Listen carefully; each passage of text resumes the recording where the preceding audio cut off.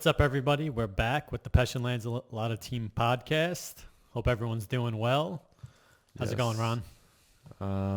Good, man. Good. Outside of the fact that the world is destroying itself from the inside out. The world is on fire. The world is on fire. People are destroying it. It doesn't seem like anyone in government cares, which is interesting. We'll get to that in a second. But to back it up a little bit, this weekend was a nice weekend, great weather. My family and I, we decided to go to the beach. Mm-hmm. And, I mean, I know everyone already forgot about coronavirus, but it's still a thing, and we still have a lot of restrictions on us here on Long Island. And we went to the beach, and it was an interesting experience. I mean, everything at 50% capacity. They've got an orange cone in every other parking spot. But I got to tell you, people just don't seem to give a shit anymore about this virus. Yeah. And 100%, I mean, especially after all the rioting that's going on, and there's either going to be this major resurgence or it's not going to do anything and we're just going to go back to life as usual. Mm-hmm. But the beach was an interesting situation. We pull in 50% capacity. Everyone had to be 10 feet apart. Everyone's blanket, like wherever you set up shop with a family, had to be 10 feet apart. That's pretty standard for the beach anyway. A lot of people on the beach still wearing masks, which is like, what are you doing wearing a mask on the beach? But people just don't seem to, I mean, especially like young kids, they just don't give a shit. You know, they're walking down the beach, they'll walk right by you within a foot. Like, whereas older people, like, they're a little more respectful of your space, and they'll give you that 6 feet of social distancing. But kids just don't care at all. But I mean, who would? I mean, you're 16 years old. You're walking down the beach with like 10 friends. It's just not on their mind, you know? Yeah. Well, I think for 16, people who are still teenagers, for sure, it just, at that point in your life, you're just more carefree. But then I think there's a lot of factors that go into it. One is we've been in lockdown for so long. But two is, I mean, we speak about it, the more and more data that comes out, seems like this thing really isn't that serious. And then you have the hypocrisy of, you have to have 50% capacity at the beach, all these crazy rules. But, go ahead, protest in mass, which I have no problem with the protests. Protest all you want as long as they're not violent. But, protest in masses next to each other, so it's like you just can't. Well, what's happening is the powers that be are losing control. Well, and they're losing credibility. Losing control, losing credibility, and I got to be. So I'm not a conspiracy theorist, but it is extremely coincidental that this is all happening in an election year. I think so. Right? I mean, listen. First of all, China doesn't want anything to do with Donald Trump, and there's supposedly there was an exit clause in the contract, the trade deal, the trade deal that they don't, that if there's some kind of pandemic or something along, I think it stated act of God, but I think it stated specifically pandemic. Yeah, I think I'm not sure, but I think it was, the wording was like an act of God, such as a pandemic, et cetera, et cetera. Yeah, that they can do an about face, and the trade deal is canceled. Now, the trade deal, have you heard anything about the trade deal since this has gone down at all? No, except for that piece of news. But that makes sense, though, because China, the trade deal was signed. It probably would have been the early stages of Wuhan. So China might have not known what it was going to be, but they might have had a little bit of an idea. Or they strategically allowed that virus to escape the Wuhan lab, and they used it as an excuse to get out of the trade deal. And now I believe we're in a situation where people do not want Trump to get reelected. Well, that's been the situation for 4 years. There's been organized chaos. Mm-hmm. Literally organized chaos, and we'll get into the organized chaos and how and what that looks like and what we think it is, as to what is happening here. I mean, how are pallets of bricks just conveniently showing up in the middle of the street in Manhattan for people to throw bricks through windows? How's that happen? I mean, there's videos of people in Soho driving down the street in Rolls Royces, okay, robbing Balenciaga stores. Okay. Richard Mill, the guy who sells watches for like $250,000, $350,000 watches, gorgeous watches. His stores are getting robbed. Yeah. I mean, these people, it just, it comes on the heels of something that, like, okay, look, my position, this is a very divisive subject that we're about to get into. So we have to be very careful with the words we use. George Floyd's his name. George Floyd was arrested by a cop who put his knee on his neck for 9 minutes straight. He was telling him, I can't breathe. Yep. He ended up dying. That cop deserves everything that's coming to him. These protests are 100% legitimate. They are called for. Everything that we're seeing from a peaceful standpoint is legitimate, correct, and should be happening. Okay? I support all of that. But the rioting is insane. I mean, Manhattan, if you drive into Manhattan right now and you drive down 2nd Avenue, every store for the entire length of 2nd Avenue is boarded up with plywood. What is that? I don't know. And the utter again, it's a hard like line to sit here and try to be politically correct, but the utter disrespect towards the police that had nothing to do with the guy who killed George Floyd. Yeah. Right? Yeah, I mean, I don't think it's a matter of being politically correct. I think everyone actually agrees that what happened to George Floyd was wrong. The officer and the other officers who just stood by and watched are all at fault. I mean, I think that everyone's in 100% agreement on that, and I think everyone's in 100% agreement on the protests and the peaceful protests. And I mean, that's what America is about, having a voice and all that stuff. So people are fine with that, and I think everyone, maybe not everyone, but for the most part, people are in agreement that, the rioting and the looting and the destruction, the violence, that is wrong. A main issue is just the media who feeds off this, and for ratings or whatever their agenda is, and just being so divisive and kind of continuing to fuel the fire. That's where, you kind of have people get worried, I think, about being politically correct, is because the media is just so got to watch every just little amplifying thing you do. it. Yeah. And now now I believe it's become like a standoff with the politicians.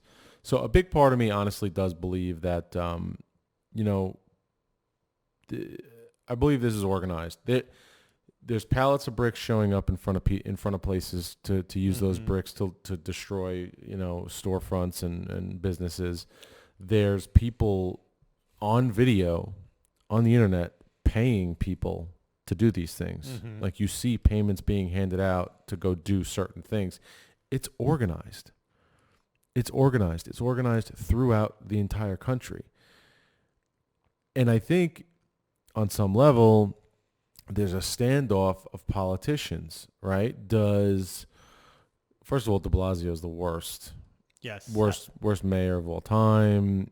Guy's a piece of dog shit, if you ask me, and he needs to get out of office, and he needs to be replaced. Period. But he isn't giving the NYPD the free rein to correct this. Okay, Yes. He's holding them back. He's saying, let them protest, let them do. If the NYPD really wanted to, I know they're outnumbered to a certain degree, but if they could meet this madness with a little bit of force, which is what's needed at this point, to be completely honest, it would end. It would end in 24 hours. Well, the violence and the rioting and the looting would end. Yes. And then you would be left with the peaceful protest, which exactly. is fine. Yeah. Now you have, what's happening is you have Cuomo and de Blasio, both Democrat. Cuomo and de Blasio hate each other. Rudy Giuliani said it on record that they do not like each other. Cuomo is afraid, because of the world we live in today, to give that power to the NYPD. Why does anyone have to give it? Why can't Because the police here's what just happens. do their job? Because here's what happens. In a political world, he announces, we're going to get things back in order, blah, blah, blah. And then within 24 hours, there's all these videos circulating on Twitter, Instagram, and Facebook of NYPD cops exerting the force that they need to exert on people who are clearly breaking the law. So what's wrong with that? And now Cuomo and de Blasio's name is on that force, and it's bad for their political future. Same thing if Donald Trump marched the National Guard into New York and soldiers in uniform started roughing protesters up. Is de Blasio in charge of the like Trump's the commander in chief of the army? Is de Blasio in charge of the police? Yes, he is. Like he could call the shots. 100%. Rudy Giuliani was on Fox News last night. They were talking about this. They were saying Rudy had issues too, where they had to, he had certain protests and riots and stuff like that he had to deal with while he was serving, and he was giving some story about how he arrested 700 people in one night. And he said exactly what I'm saying right now. He said de Blasio and Cuomo hate each other. De Blasio has complete control of what happens. The chief of police and de Blasio are in constant contact, and de Blasio is telling the police to stand down, to not exert the force. That he's the one calling the shots. But once he gives that power over to the NYPD, then the NYPD can do what they have to do, which comes with some force. But again, he's very far left, okay? He wants some kind of future career in politics. He tried running for president within the Democratic nominee. He tried to be the Democratic nominee, which is a complete joke. Cuomo, the same thing, doesn't want to put his name on that. And Trump has an election at the end of the year. He doesn't want American troops beating up protesters or looters, not protesters, looters, people who are breaking the law. And he doesn't want his name on that, because if he does, that gives Joe Biden a highlight reel to run all over TV. But why is that a political issue? Why is protecting... Because everything boils down to politics. Why is protecting people's property and keeping people safe a political issue? I mean, at the end of the day, why is Democrat or Republican, why would someone be mad if a leader protected a business or a person from people who are looting and rioting, creating violence? That's what I mean. I don't think, I think it's the media making an issue of something that's not really an issue. I really don't think if de Blasio says, listen, protest all you want, but if you're violent or you loot or you're going to riot, the police are going to take care of you. I mean, how many voters do you really lose? Is there really that many people that are not going to vote for him because they want violence? I don't think so. They don't want violence. They're not paying attention to the violence. They're paying attention to how the police are treating people. So when you see a police with a nightstick hitting someone on the floor... Yes, but listen. That's if someone's subdued, then you shouldn't hit them, all right? The police should be... But if someone's being violent and rioting or looting or whatever... the police should have the freedom to do what's necessary to apprehend that person. And that shouldn't be a political issue. I think most people would agree with that. Now, the police have to, once they're apprehended, they have to show restraint and do what's right and treat them like a human being, of course. But, I mean, they're not even letting them attempt to apprehend these people. So you're 100% correct, but that is not how this thing is treated. Because what happens is it's been politicized by the media. These iPhones come out, people start shooting video, and the narrative gets painted over, a 5-second clip that has nothing, that no one knows how it even got there. It's a media issue. So if the media didn't pour gas on that flame and take that 5-second clip for ratings or whatever and blow it, if the media just ignored it or said, yeah, that person was broke into a store, was robbing it, they were apprehended. Once they were apprehended, they were left alone. What you're seeing is the process of them being apprehended because they were resisting. Right? If the media said that, then you'd have no issue. the problem is these outlets for, again, whatever it is, ratings or whatever else, just pours, fuel on the flames, like I said. Yeah, I'll never forget I was listening to Ben Carson say something while he was running for president. He hadn't yet conceded to Donald, but he talks about freedom of speech, and he talks about how the media has this obligation to the people, that it's their job. They have a duty to keep us informed with facts, right? And that's how America was built. That's why we have freedom of the press, right? That's why, these news outlets are allowed to write negative things about people in power so that the people are informed and they can make a better informed decision to vote better in the future, right? And that's a beautiful thing that empowers the people with knowledge to do the right thing.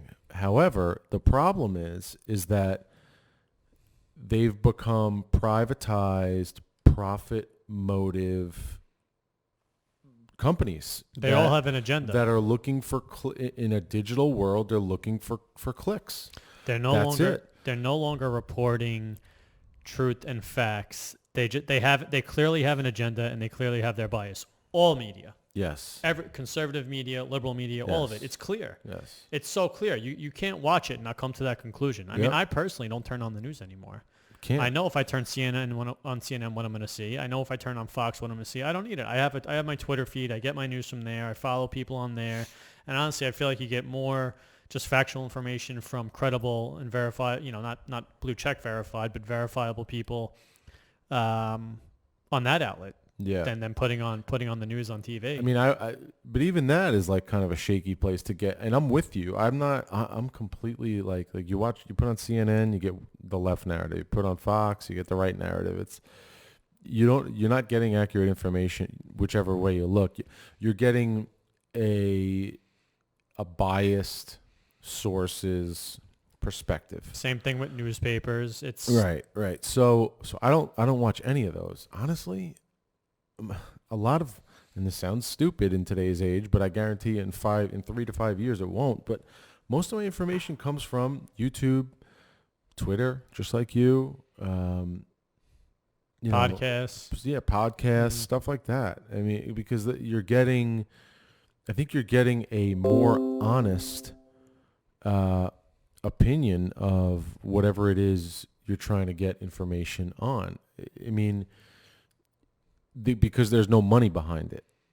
Well, there is. There is, but it's not. It's a different kind of money. Like so I actually, there was an article once about what emotions evoke the most clicks too, and it's anger. Yeah, anger, fear. I'm sure. Yeah. Anger, fear. It's not positivity.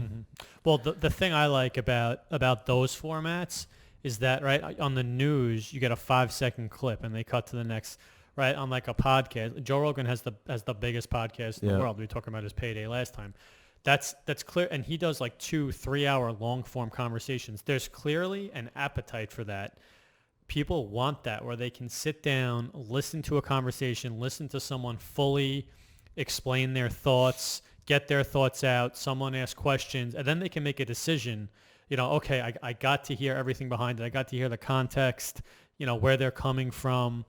And they could say, I agree with that. I don't agree with that. But that's the news is just, it's just, it plays to people with an attention span of 5 seconds. It plays to anger, like you said. It's and honestly, a huge problem. I think, and this might be a little insulting, but I think most of America doesn't seek out the truth. So they listen to what they hear and they just believe it. See, I think, I'll take the opposite side. I don't know. I'll take the opposite side of that.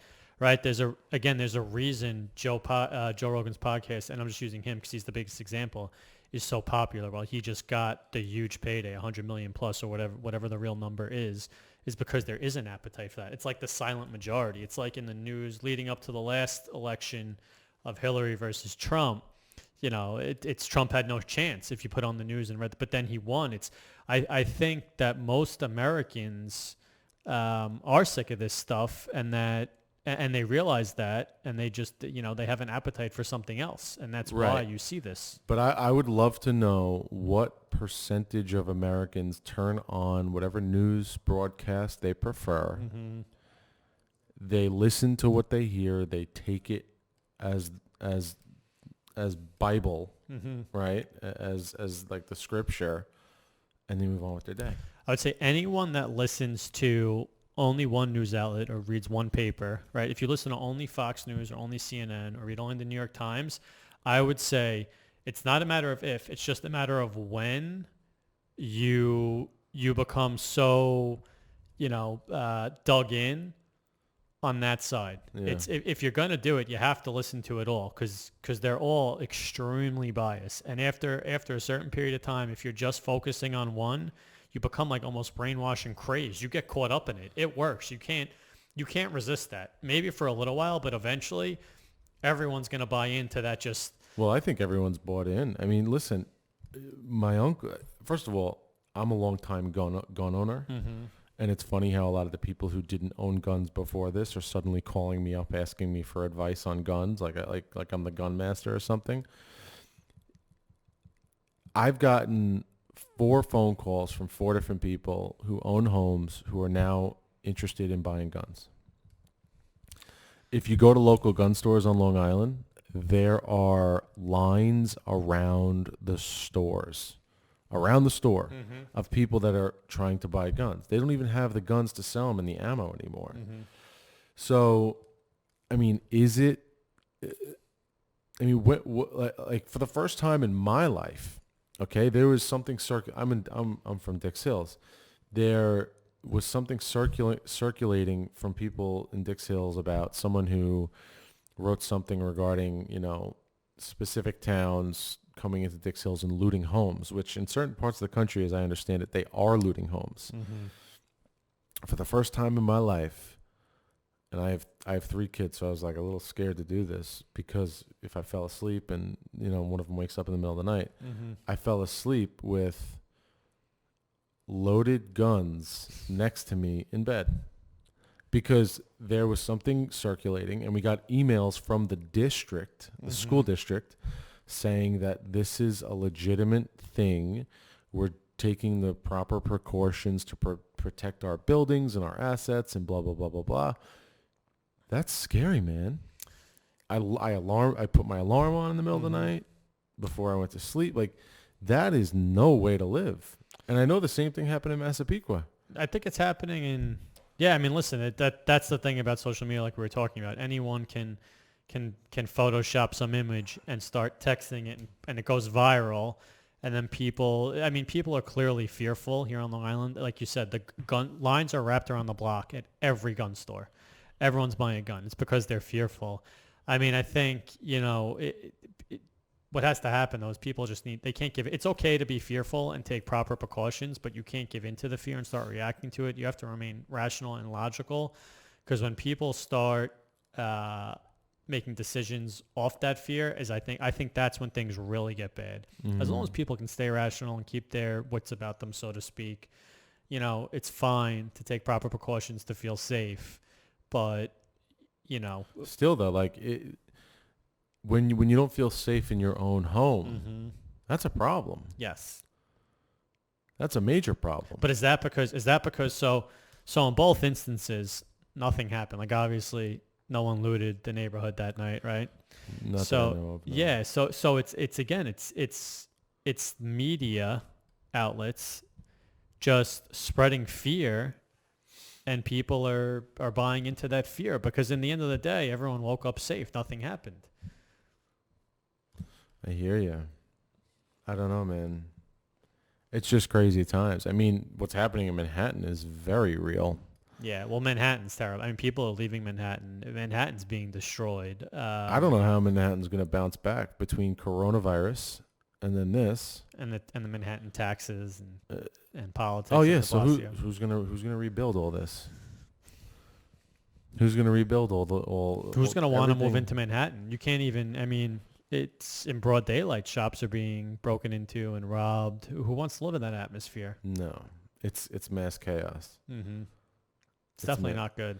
The only way to really fix it, in my opinion, is a changing of the guard. You need to get de Blasio out. You need to get someone in who's going to sort of rule a little bit with an iron fist. Yeah, it's all about it. It all falls. If you can't blame the leaders, then who can you blame? I mean, it falls on them. Exactly. It's like if you're the CEO of a I mean, company, ultimately it fucking falls on you. precincts were set on fire.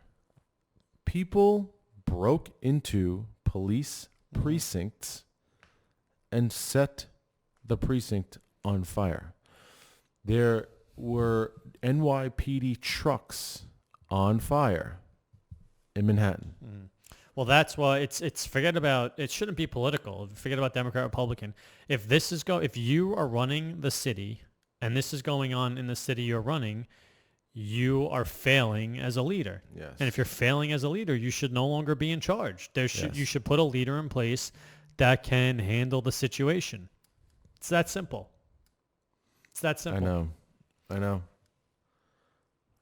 It's just it's not just New York. I mean, it's happening everywhere. But Yeah, I mean, we live here. New York's just the mecca of the world, so Yeah. it's extremely amplified. Something I always think about, though, I always feel like if you go back in history, like, part of me, I'm divided on this issue. Part of me thinks there's, like, in every generation, there's a time like this where things just seem completely crazy. It seems like the world's on fire, right? You had the Great Depression, then you had World War I, World War II, Vietnam, right? So I feel like but then part of me thinks, like, this is all, what's going on now is unprecedented. Yeah. I wonder if it feels like it's unprecedented. On the heels of a pandemic, which, by the way, if this pandemic doesn't resurge, I'm not even sure I believe it ever existed. Well, did you see the reports coming out of Italy? Like, Italy, clinically, I didn't read the whole article, but clinically the virus doesn't even exist anymore. Like, they test for it. It's just not, it's kind of like disappeared or something. It makes no sense. It's so bizarre. But anyway, to my point, I just to finish the thought, I wonder if it's because we're living in it, it feels like it's unprecedented, or if you lived through World War II, if it was like the same, like if you lived through Great Depression, World War I, World War II, all those different things, ancient Rome, whatever, I wonder if it always felt the same, like the world's falling apart, or I wonder if this time it actually is worse. I mean, Well, there's no way to tell. there wasn't a media like there is now. I don't feel, right? I mean, news didn't travel the way it does today. And it wasn't in your face 24/7. It is instantaneous. Yeah. And people are consuming it, just like you said, all day, every day. That's what I'm saying. I think it is So greatly amplified. Yeah. And it's also easier for protesters who are planning to be violent to organize. Right? Well, it only takes one, right? So you could have, I don't know, 10,000 protesters. If literally a dozen of them start throwing bricks and just creating chaos and hysteria, Yes. it's not that hard to get other people to follow. Yeah, exactly. And if you're going to pay a few people, which apparently they were paying people, then it's really not hard to get people to do things. I mean, what does it boil down to, though? Because is it like these people who are out there looting, is it poverty? Is it parenting? What is it? I don't think there's any absolute. It's a combination of things. I mean, I could tell you this. If I was on the streets of New York City throwing bricks through storefronts at 15, 16, 17 years old, my parents would have sent me away to some kind of like military school. And that But would they know? I mean, you could be like, "Hey, I was at Tim's house hanging out." Because these people got a lot of these people got arrested. Oh yeah, well that's I mean, there's cops that got shot, killed, dead on the street from protesters, from trying to stop protesters. This is like the real deal. In the Bronx, there was a cop. I saw a video of a cop get surrounded by like 5 protesters, and guy got the shit beat out of him. They were young kids. Yeah. So where are their parents? Like who's keeping tabs on these people? And then, I guess it's a poverty issue. And who talks about this a lot is actually Ray Dalio. Ray Dalio talked in his Economic Machine video. He talks about as the wealth gap grows and the difference between the haves and the have-nots, eventually there is a socialistic uprising of people who start to push back, and then that's when there's a redistribution of wealth. But is that what we're dealing with? Are we dealing with extreme poverty in certain neighborhoods because we've created certain policies in a world with a massive inflation that those people can't even catch up anymore? Is that it? I mean, there's so many different ways to kind of think about it, but it is true. I mean, they're printing money like crazy. Mm-hmm. The wealth gap's going to grow. There's going to be a higher concentration of wealth in the wealthy's hands than in, the quote unquote poor's hands. So does that mean that we see more of this in the future? Listen, the system is clearly broken. The whole system, the political system, the news system, all of it, the way it all plays together, and just has, and the cause and effect relationship on each other. It's broken. I mean, it's clear by that. It's clear of that. So it's what the solution is. I don't know, but something's got to change. The world, or America at least, cannot just go back to what it was 5 years ago. That's not going to be okay. There's going to have to be major change. What that change is, I don't know. What the root cause of the problem is, I don't know. But certainly. Meanwhile, all this looting's going on. Stock market's up. Well, that's the right? Crazy thing. Everybody's happy. Everyone's making money. Unemployment's unemployment's at an all-time high. There's riots in the streets. People are on lockdown. People are protesting. People are rioting. That's what I'm saying. The stock market's. That's what I'm saying. It's very weird. It's almost broken. It's almost like is what Ray Dalio says true? Are the people in that ivory tower who have all that money and are wealthy because they're the haves, so separated from the have-nots that the have-nots are unemployed, living paycheck to paycheck? If they're even getting it, they're living off the government right now who's sending them money. Mm-hmm. I mean, and it comes on the heels of a pandemic where people were locked down for 2.5 months. The level of anger is really high. I mean, I don't know if you just go back in history, and this is the word Ray Dalio, he studies history and just empires. Mm-hmm. The Roman Empire, the Egyptian Empire, the Greek Empire. Yeah. And they all come to an end eventually. Nothing lasts forever. So America's kind of been the empire for the last 250 years, or whatever the exact number is. And is this it? Is it happening now? I don't know. But yeah, for sure. I mean, we're talking about the same thing. It feels like it's coming to an end. It feels like there's going to be a changing of the guard, whatever that ends up being, whatever that means. It's just crazy times. Yeah. It's crazy times. My biggest concern too is there's a lot of manipulation. Well, there's clearly people with an agenda. Right. And those people with an agenda are leaving brick pallets in the middle of the street, paying people to riot. And that's fucking crazy to me. Mm-hmm. I don't know. It's crazy. It's crazy. Did you sleep with a gun next to you or no? Yeah, well, I have guns, and I keep them in my bedroom anyway. Mm-hmm. They're just, but yeah, so they're accessible. Yeah. Yeah, if we need them. Yeah. You know what's weird too? In a week from now, we may not even be talking about this. Maybe old news. The speed at which news travels and the consumer's mind and how quickly we forget things in this country. We've pretty much forgotten about coronavirus. I haven't heard a single word about coronavirus since the looting started and the protests. That's the news. That's the news just hopping on the next story, the next thing that's going to get them clicks and views and a reaction. It's insane.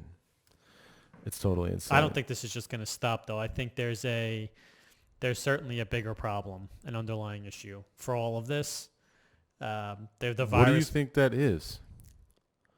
Or is it too complicated to even put into words? It's too complicated to put into words. I honestly have no idea. Yeah.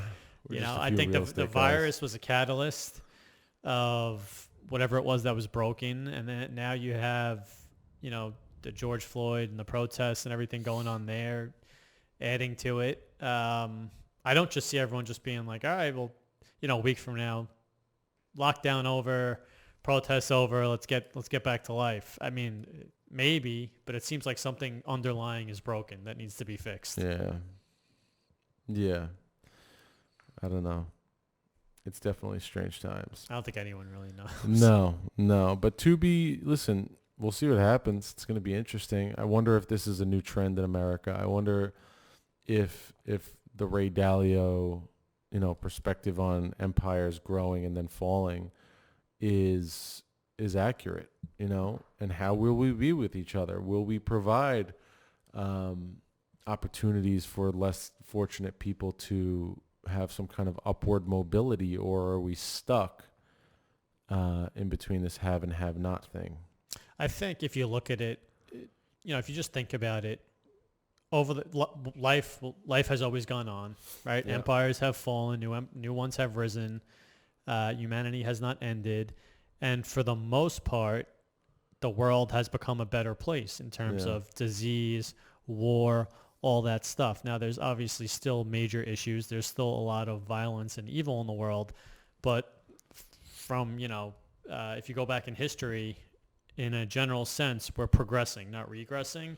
So while things might seem really dark or, like there's no light at the end of the tunnel because of this 24/7 media exposure, I think at the end of the day, we'll take a positive step forward, even though it may not feel like that right now. It definitely doesn't feel like that right now. I think the political system needs to be fixed in order for that to fix. I think we need to get out of this two-party system where it's just so divisive. I mean, either you're voting for someone or you hate the other person with a ferocity that will provoke you to go throw a brick through a front pane glass business storefront. I mean, why are we like that? Why isn't there a third party where it's somewhere more in the middle? And I know the Libertarian Party's been a thing for a while, but why doesn't that gain any ground? I don't understand it. It's very confusing. It's very confusing. It's very divisive. And do you think if I asked you, do you think most people, if I said to people, we should be human beings first, not Democrats or Republicans, do you think most people would agree with that statement? Yeah. I think so too. But then why is there so much? Why does it seem like you have to pick a side? Because we're tribalistic. I think human beings are tribalistic. It's just what we are. We're either part of a team or we're not part of a team, and everybody loves to be a part of the crowd. And that's something that probably goes back in our genome thousands of years, right? Either you were a Massapequa Indian or you were a Syosset Indian, Well, then, so we're not, because we're in this time of peace, we're not at war with anyone. World War I, World War II, everyone banded together going to war as with Americans. each other. We're all Americans. Yeah. Now we're in this prolonged period of peace, and we can't band together as Americans, so you band together as a Democrat or a Republican. It's funny, when we get attacked by some kind of terrorism, let's say 9/11, suddenly everybody loves each other. Right? Well, I hope so. I mean, it seems in this environment, it seems like there'll still be divisiveness. I mean, it seems like everything becomes a Democrat versus Republican issue. Yeah, there's sides. It's crazy. Yep. There's sides to everything. That's why I'm saying I think maybe the party system has to change our political beliefs. It's broken, for sure. I don't think anyone would disagree with that. Yeah. And it's going to get worse because with all the money that they've printed, everything's going to be very expensive soon. Everything's going to be very expensive soon, and there's going to be people who get very rich and people who get distantly poor, more poor than they are now. And they're going to have to be on some kind of government assistance, and they're not going to feel good about themselves, and they're going to give up, and they're going to become angry people. And when those people, when that population keeps growing and growing and growing, then you see what we're seeing now with rioting because of the social class issues and the amount of wealth. Like, we're even starting to see it like in the AOCs of the world. When Alexandra Ocasio-Cortez says, why does one man need billions billions of dollars. Mm-hmm. That is what we're talking about. That's the poor saying, why does this have to, why does that exist? That is not fair. Granted, Bezos earned every penny he's got, in my opinion. I'm a capitalist. But that is the beginnings of what Ray is talking about. The reality is life's just not fair. There's no way to make it 100% fair. It's impossible. I mean, if you just look at nature, right, look at animals, I mean, it's not. Well, that's how we end up in a socialistic society where suddenly then that's not you're fair. told how much money you can have. Yeah, that's not fair, and that's got its flaws, and that leads to issues as well. I mean, nothing, I guess it comes down to nothing lasts forever. Unless you can find the way to unite and change for the better, you're gonna, maybe we go from capitalism to socialism, and that goes great for a while, but eventually it's gonna end the same way this is ending, or potentially ending. Is there a perfect system that can last forever? I don't know. It's so confusing. And there's so much going on. It's tough to kind of put your finger on. On the other hand, on a more positive note, Elon Musk is awesome, and SpaceX put 2 astronauts in space this week. That to me, that kind of stuff I'm into that, is super inspiring. Oh my God. When I missed the launch. Did you watch the launch? Watched the whole thing. How was it? Awesome? So that's the other thing that's awesome about these things now is it's all live streamed. Yeah. And they've got cameras all over the International Space Station. They had it all over the Dragon, which was the little hub that the astronauts were flying in. They have it right down on the ground where the rocket took off. So you could follow it and you could really pay attention to it. But Elon is just so fucking cool, man. I mean, the astronauts, first of all, they pull up in Teslas. Mm-hmm. Okay. So they're driving up in their electric car built by Elon.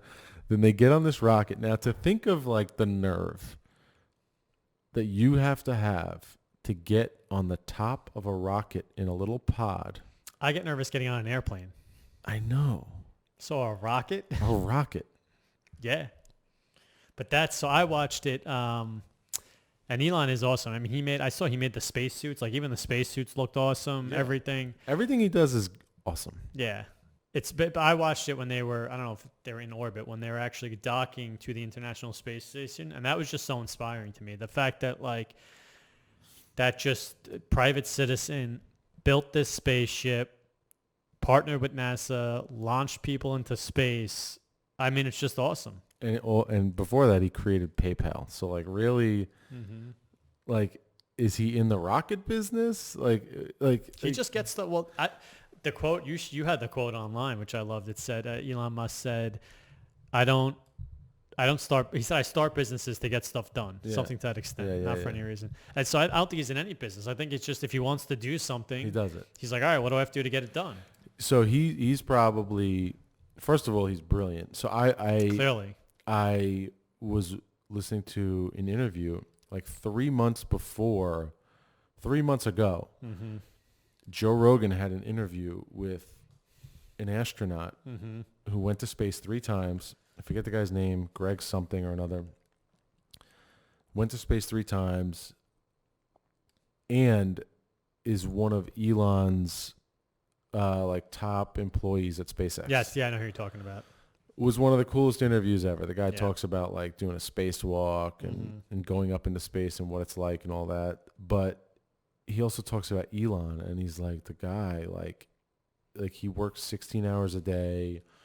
He'll, have meetings at SpaceX, get on a private plane, go to the Tesla factory, do something for Tesla. Then he'll go to the Boring Company and do something with building tunnels underneath Los Angeles. And he said Elon's number one thing is we're going to try and save the planet with Tesla, with carbon emissions in cars. And if that doesn't work, I'm going to send humans to Mars. Well, he tweets if we want to life to go on, we have to leave this planet. He always puts that which stuff is out why there. He's so into Mars. He wants us all to colonize Mars. That's his thing. and then we'll just go destroy Mars like we did Earth. I mean, but what's crazy is I heard that this is the first spaceship, newly built spaceship that's launched astronauts into space since like the 80s. Like every other spaceship that's sending people into space is from like the 80s or something, or before that. So, yes. I mean, that's crazy. Like all the electronics inside. The astronaut who was on Rogan was talking about all so the Dragon, it's called Dragon, is the pod that sits on top of the rocket. So the way it works is the rocket takes off, right? And at some point, the rocket detaches from Dragon and then goes and lands itself. Yeah. Okay. It used to just fall in the ocean. Yeah. On a landing pad in the ocean. And the way it works is the rocket takes off, right? And then it detaches, and then it reorients itself and lands. And then they keep going to space on another rocket. So, boom, now you've got a reusable rocket. The pod, the Dragon, continues out into space. And because it's been finally rebuilt and commercialized with private industry, the inside of it looks like a Tesla. It's got like Tesla screens all over it. They had iPads in there. Okay. It's like the coolest thing. And they were saying that it's much more like automated now. Like they don't even need to fly it. Yeah, that makes sense. They're just programming it where to go, and it goes, which is sick. I also heard that we no longer have the technology. When did we send someone to the moon? In the 60s? That we no longer have the technology to send someone to the moon. That technology doesn't exist anymore, which that just boggles my mind. Elon will put us on the moon. How is that possible? Supposedly there's two other companies that are involved in this now, because there's Bezos has the company. Was it Blue Origin?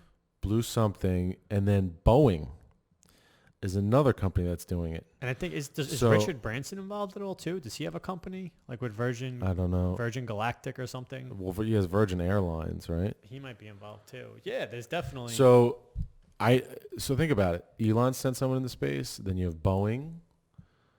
Then you have. I heard Elon did it for like half the price of Boeing. Oh, I'm sure. I heard Boeing's cost like I don't know, but it's like $90,000. They're not going to beat Elon. Elon's on another level with the way he's doing things between Tesla and rockets and space and everything. I mean, and then there's the International Space Station, which is pretty cool. I was looking at pictures of that and what that looks like. These guys, they go up there. The longest astronauts ever stayed in space stayed for a little over a year. Imagine being in space for a year. No. It's like being on lockdown. If I'm on vacation for like 2 months, 2 weeks. You're bored. Which I've never, even a week now. My honeymoon I went for 2 weeks, but I don't go for that long now. Yeah. But even after a week, you're like, all right, I'm ready to go home. I'm ready to get back to it. But he's changing the way things work, man. That's the type of stuff. Like that should have been the news story. Like think about it in the 60s when we sent someone to the moon. Everyone watched. The whole country was rooting. Yep. Everyone was unified. Everyone was inspired, right? That's what should be all over that should have been all over the news for a week. Mm-hmm. That's the kind of thing that makes you think like these guys are doing this, which is incredible. I could go sell a multi-million-dollar home, right? Like if you're a real estate agent and you've never done a deal over $600,000, after seeing something like that, maybe it plants a seed in your head. Like, look at these overachievers doing things that are beyond even human comprehension. I should be able to step my game up. That's what I'm saying. It's inspiring. Right? I should be able to get out there and do that thing I've been dreaming of doing, that Elon is doing, that these astronauts are doing, right? It's just I find it insane that he did that he pulled that off. And even he said to a large degree. It was like 10 years too, right? Since when did you start SpaceX? Something like 10 years ago? 10 years ago, yeah. And they started launching 4 years ago, 2016, I believe. It's crazy. It's definitely interesting stuff. So they're talking about another stimulus update. What's going on with that? So here's the deal. There are 40 million unemployed, right? And that's the latest numbers. and here's how you could break it down. There's 40 million unemployed. Okay. When the American economy was revving and killing it in like say February, January, the end of the year last year, the most amount of jobs we were adding was like 200,000 jobs a week. So that is 800,000 jobs a month. Okay. So if in our best months we're only adding 800,000 jobs a month, how are we going to ever get the 40 million who are unemployed back to work? It's over 40 months. I mean, you're talking 2 years. years. Talking years, right? More than and 2 years. That's 2 years of our best months. It's 2 years of our best months. So realistically, you're talking like 3+ years. Right. So the government knows this, and they're breaking these numbers apart, and that's what they're seeing. Now, a lot still has to be done because the recovery from everything that's gone on with this virus is going to be interesting, and how it all looks. But they are talking about just sending people like $2,000 a month for the foreseeable future. What does that solve, though? So here's what they don't want. They don't want insolvency. They don't want defaults on mortgages, defaults on car payments, defaults on anything. Debts. Right. But this just creates more debt. And when money's printed, it's not like just printed out of thin air. It creates debt. It creates debt for the government, but it doesn't. But who supports the government? How does the government pay for things? The government could pay for things because they have the printing press. No, they pay for things because they collect tax revenues. Ultimately, it falls on the people. Right, but they've been spending more money than they've been receiving for a long time. Long time, which is why we're in debt. And by the way, the debt clock that we have, the national debt, is like, I think it might have already hit $26 trillion. The only way that debt gets paid back is through tax revenues. It won't. It's not going to. I think we're beyond being able to pay that down. We are beyond being able to pay that down. Pretty sure. Well, then the dollar falls apart. The dollar's not falling apart because people still have faith in it because they think we could still pay our debt. Yeah. I don't know. But the reason that they want to get this cash out to people is so that they don't go insolvent. They don't go hungry. They don't, fill in the blank. They need money to continue to circulate.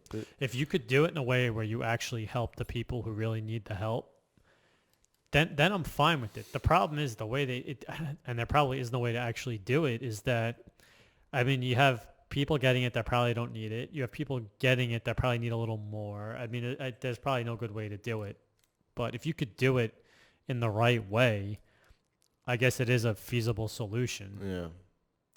But it's strange because there's these people that are, quote unquote, going hungry, quote unquote, almost on the verge of insolvency. They're not paying their bills. You have people not making rent payments. You have, The problem is once you start printing out the money, then the people who are still going to work, right, who have been essential, been working this whole time, they're like, well, what about me? So these people get paid not to work now, and now they want their money. That's where it creates the problem. If you could just help the people that need help and everyone else could just shut up, go to work, is it fair? No. But is it humane? Yes. Yeah. Just shut up, go to work. You're okay. And put an end to it. That's fine. But it's too easy for politicians to just start promising everyone money to get elected. It's all, it's almost like the game is to get elected. Yeah. And the easiest way to win the game is to just make crazy promises. So that's another thing. If this whole outbreak happens 2 years ago, does Trump and the Federal Reserve print that money as fast as they did? Because everything going into this year, again, Americans have a short memory, right? So everything going into this election is what's going to be top of mind with people who are voting. So if this happened 2 years ago and there was no bailout and we went into a serious, situation with people's finances and defaults and all that, and he had time to recover and get things back on track, does he print that money so fast? Or was that another political move? It kind of makes you think, right? Trump needed a good economy to get through this election. He's the jobs president. He's the finance guy. He's the billionaire, right? But now no one's going to blame him. I mean, no one's blaming. I mean, people are blaming Trump for the pandemic, but really, it's the pandemic. It's not his fault. Well, so it might have been. Yeah, it's not his fault, but it doesn't matter. If people are not doing well, they're going to vote the other way. And they're not doing well. Mm-hmm. But the stock market's up. Figure that one out. I don't know. I can't even begin to start a conversation on that. And then you've got the rioting in the streets, right? It's all political. It's all political. You'll see by the time November rolls around, when everyone has to cast their ballot, it's all going to be. I think it's all news. It's all the media. That's the root of the cause. They created such hysteria and such panic and such fear around this virus because it was such a good news story that the politicians had no choice but to lock us down and lock us down for an extended period. And once they did that, that was it. I mean, we probably should have, there's probably a really good argument to be made. We probably never should have been locked down or locked down for 2 weeks and then open up. Yep. And guess what? You wouldn't have had to print all this money. You wouldn't have had, I mean, you shut down the economy. Yep. That's why people are struggling. Yep. It should have never been shut down for this long, but it was because of the panic and hysteria and the fear that was created by the media. Yeah. Yeah, it's unfortunate. We even had we had my daughter's preschool graduation, and it was sad because she's been going to school for, whatever it is, 3 years there. Mm-hmm. She's got all these friends. She couldn't even say goodbye to them. The graduation was so weird. We had to drive in to the parking lot. Mm-hmm. They had like a big thing set up just for one person to take a picture, and it was her to be a graduate and hold like a fake diploma. And then all the teachers are wearing masks, and see you later. Get back in the car and leave. And then the next person comes in. It's just bizarre. Yeah. And then like yesterday, drive-by birthday party for my son. It wasn't even a birthday party. It was a drive-by birthday party, which I got to say, they're very convenient. People come, they give gifts, they leave. It's easy. Yeah. It's much better than actually having a party. But it's sad because, again, the kids want to play with other kids, right? And then been hearing a lot of this. The reason, and this is not definitive, but they're talking a lot about school not going back to school in September. And the reason is because they can't figure out how to social distance children in classrooms that are not big enough for the amount of kids that are going to be in the class. So if you have 25 kids in a class or 20 kids in a class, there's not enough room, physical room in that classroom to space kids 6 feet apart. So the idea of schools not going back to school in September is actually becoming more and more real from what I understand, which sucks and it's sad. Listen, it's a very tough issue. There's no perfect answer, and because there is no perfect answer, just send the kids to school. I mean, it's crazy to me. I know, it's crazy. I mean, the more data that comes out, it seems like this. I mean, listen, it's terrible, like for people that have lost someone or been affected by it, but it seems like this thing is really not that bad. No, I mean, not enough to warrant everything that's happening. A buddy of mine who works in a hospital has it right now, and he texted me on Sunday. He said, "Hey man, what's going on?"